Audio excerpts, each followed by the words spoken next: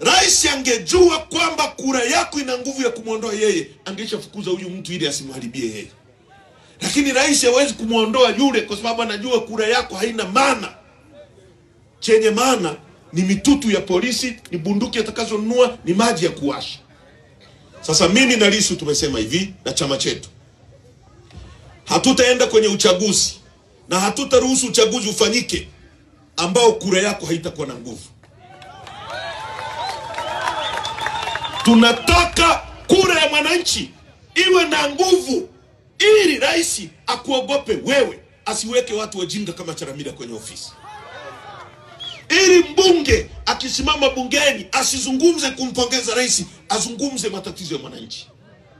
Sisi tuko mpakani hapa. Kwa sababu Kenya kura inaamua uongozi. Ruto kila siku amekalia mtu. Komorwale, uongo kweli? Kila siku.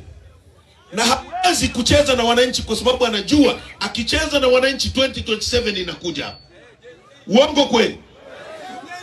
Tunataka nchi ya namna hiyo. Nchi ambayo ikura ya mwananchi Osirali ikipigwa itaenda kwa mtu aliyepigiwa. Na huyu mtu atajua nikicheza na mwananchi huyu sitarudi kwenye ofisi ya umma.